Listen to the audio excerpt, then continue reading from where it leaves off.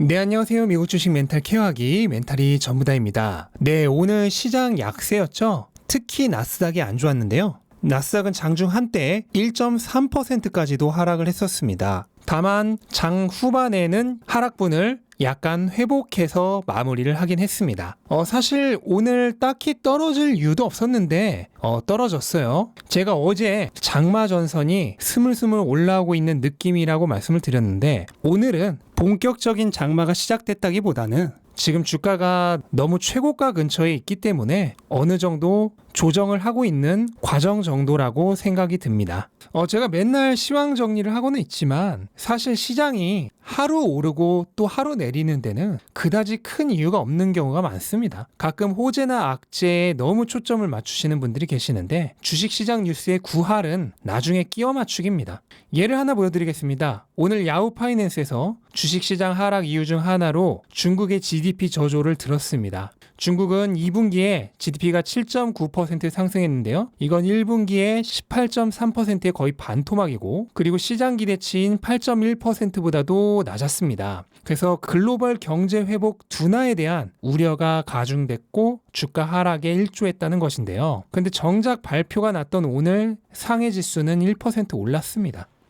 이처럼 주식시장의 뉴스는 대부분 이유 찾기인 경우가 많고요. 크게 중요하지 않으니까 너무 주식 뉴스에 집착하지 않으셨으면 좋겠습니다. 이건 개별 주식에도 마찬가지인데요. 물론 하루하루는 그런 뉴스들이 주가에 영향을 미치는 경우도 있지만 사실 90%의 뉴스는 노이즈에 가깝고요. 주가는 장기적으로 기업의 실적에 따라가게 되어 있습니다. 하지만 확실히 지금 시장에 기저에 불안감이 많이 깔려 있는 것은 사실입니다. 오늘 채권 수익률이 또다시 폭락하다시피 내렸는데요. 이러면 원래는 나스닥이 좋아야 되죠. 근데 오늘 나스닥이 왜 가장 안 좋았냐? 현재 시장은 중장기적인 경제 전망을 생각보다 좋게 보지 않고 있다는 뜻입니다. 그래서 안전자산인 채권으로 돈이 몰리고, 채권으로 돈이 몰려서 채권 가격이 올라가니 채권 가격과 반대로 움직이는 채권 수익률이 낮아지고 있는 겁니다. 그래서 나스닥 중에서는 가장 안전한 빅테크가 최근 가장 좋았던 거고, 오늘도 나스닥 중에서는 빅테크가 가장 선방했죠. 그리고 상대적으로 오늘 같은 날 가치주들이 좋았던 것입니다. 정리하자면 가능한 안전한 자산에 지금 돈이 흘러가고 있다는 얘기죠. 달러 인덱스도 최근 급격히 상승 중인데요. 강달러도 마찬가지의 이유입니다. 그래서 당분간 불안한 시장 정세가 계속될 가능성이 있고, 그리고 이런 틈에 최근 초강세였던 나스닥도 한번 털고 가려는 것처럼 보이고, 하지만 저는 아직 강한 조정에 들어갈 타이밍은 아니라고 생각을 하고요. 조정이 와도 약한 조정 정도로 끝나지 않을까 하고 생각을 하고 있습니다. 네, 오늘 암호화폐는 주식시장에 나타난 위험자산 기피 심리와 맞물려서 같은 이유로 전반적으로 약세였고요. 또 미국 증권거래위원회가 위즈덤 트리의 비트코인 ETF 승인 심사를 연장한 것도 약세에 한몫을 했습니다. 그래서 지금 미국에서 비트코인 ETF가 계속 승인이 연기되고 있는데요. 현지 언론들의 의견으로는 올해 안에는 아마도 비트코인 ETF가 미국에서 허가를 받을 가능성은 굉장히 낮다고 얘기를 합니다. 네, 그리고 오늘 주식시장은 시장의 영향을 받아서 대부분의 주식들, 특히 기술주 성장주들은 하락을 했고요.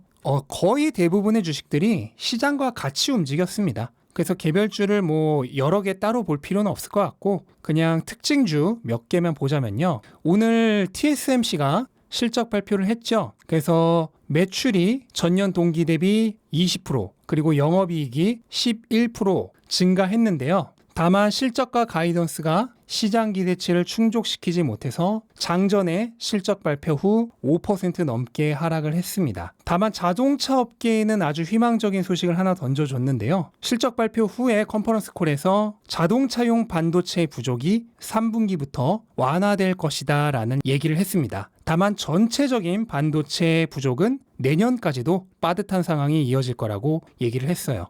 그래서 오늘 전기차 섹터가 안 좋았던 시장에 비해서는 상대적으로 강세였는데요. 이런 TSMC의 반도체 칩 부족이 완화될 것이다 라는 의견도 오늘 주가에 도움이 됐을 거고, 또 이유가 2035년까지 내연기관차 판매를 완전히 중단하겠다라고 발표를 한 것도 오늘 전기차 섹터에 굉장히 큰 도움을 줬습니다. 하지만 제 개인적인 생각은 오늘의 상승은 최근에 많이 내렸던 전기차주들의 하락에 대한 반등이었다고 생각을 하고요.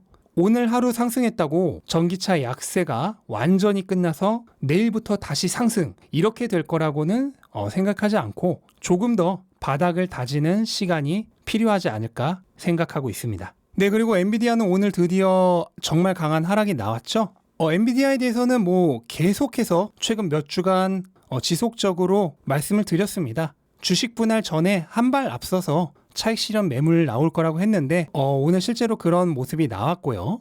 다음 주 월요일에 이제 주식 분할이 적용이 되는데 주식 분할 되고 나서 그 효과로 잠깐 다시 반등을 할 수도 있지만 저는 그래도 이후에도 다시 한번 확실하게 바닥 다지는 시간이 필요할 거라고 생각을 합니다. 그래서 한 번 정도 반등하더라도 다시 추가 조정이 있을 가능성이 크다고 보고요. 개인적으로 생각하는 1차 지지선은 이번 상승 기간의 중간 정도 지점이자 매물대가 몰려있는 700에서 710달러 정도 부근이 될 거라고 생각을 하고 2차 지지선은 지난 고점 부근이었던 650달러 부근이 될 거라고 생각을 합니다. 그래서 뭐 꼭 지지선까지 떨어진다는 건 아니에요. 하지만 그럴 가능성이 있다는 얘기죠. 그리고 장기 투자자분들이시라면 어차피 뭐 주식 분할 이슈 때문에 가격이 올랐다 내린 것 뿐이지 엔비디아라는 기업의 펀더멘털은 아무것도 바뀐 게 없습니다.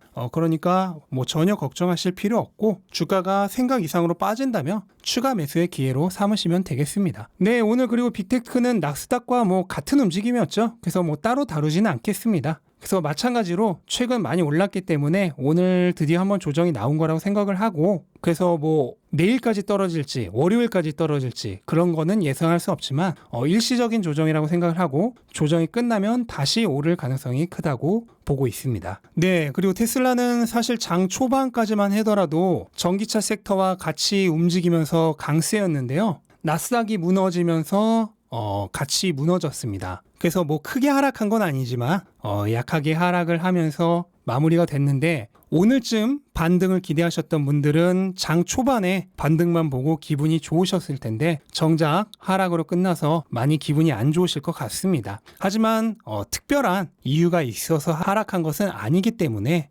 너무 상심하지 않으셨으면 좋겠습니다. 네, 그리고 오늘 되게 재밌는 보고서가 하나 나왔죠. 모건 스탠리가 테슬라가 수직 이착륙 도시명 에어 모빌리티 사업에 진출할 가능성이 크다는 레포트를 발표했습니다. 테슬라가 현재 에어 모빌리티에 대해서는 어떠한 언급도 하고 있지 않지만 테슬라의 기술력과 성향을 생각했을 때 향후 충분히 에어 모빌리티 시장에 참여할 가능성이 크다는 거죠. 그래서 보고서를 읽어봤는데요.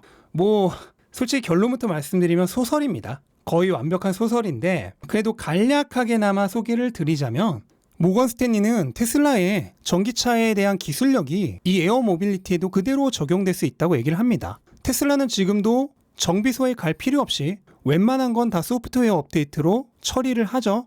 그래서 자동차 회사 중에서 가장 뛰어난 네트워킹 능력을 가지고 있고 또 제조에 관해서는 뭐 테슬라는 지금 전기차를 완전히 뼈대부터 다시 설계를 해서 만드는 회사죠. 그래서 에어 모빌리티를 만든다고 하더라도 테슬라가 설계를 한다면 전기차와 마찬가지로 최고로 효율적인 모빌리티를 만들 수 있지 않을까 하는 생각이 들죠. 배터리 관련돼서는 테슬라야말로 최고의 회사 중 하나죠. 그리고 전기 모터 이거는 뭐 말을 하면 입이 아프죠. 그리고 위성 통신 시스템 이거는 스타링크와 연계를 한다면 테슬라만큼 뛰어난 플랫폼을 갖춘 회사는 없겠죠. 그리고 자율주행 뭐 이거 얘기할 필요가 있겠습니까? 그러니까 미래에 도시명 에어 모빌리티 사업을 하는데 테슬라만큼 지금 적합한 기업이 없다는 거예요. 그리고 현재 테슬라가 전기차에서 쌓아 올린 각종 기술력과 플랫폼을 그대로 활용할 수 있고요. 예를 들어 충전 같은 것도 현재 구축되어 있는 슈퍼차저를 그대로 이용하면 되는 거잖아요. 그래서 실제로 테슬라가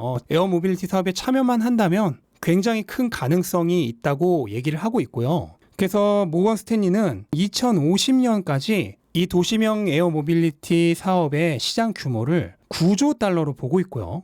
여기에서 테슬라가 20%의 시장 점유율과 40% 정도의 에비타 마진을 가져올 경우 이거를 10%의 할인율로 현재 가치로 환산했을 때 무려 주당 866달러의 가치를 가진다고 얘기를 합니다. 이거는 뭐 지금 테슬라 주가보다도 더 비싼 거죠. 당연한 얘기겠지만 현재 모건 스탠리의 목표 주가 900달러에는 이 도시명 에어 모빌리티 사업은 단돈 1원도 포함되어 있지 않은 겁니다.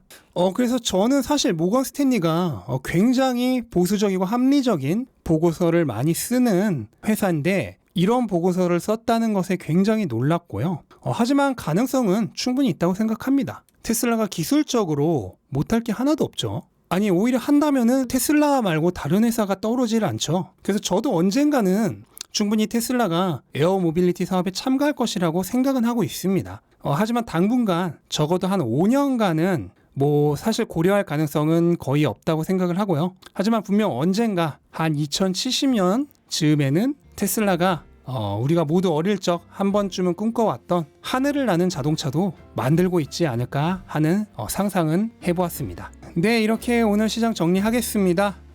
좀 시장이 껄쩍지근한 분위기가 계속되고 있는데요. 일단 내일 이번 주 마지막 거래일이죠. 그래서 마지막 거래일만은 조금 좋은 분위기로 끝나야 저희 구독자 여러분들도 다 주말에 편하게 보내실 테니까 내일은 좀 오늘보다 좋은 하루였으면 좋겠고요. 자, 어쨌든 그런 기대를 가지면서 오늘은 이만 마무리를 하겠습니다. 영상 시청해주셔서 감사드리고요. 도움되셨다면 구독과 좋아요 부탁드리고 즐거운 하루 되시기 바랍니다. 감사합니다.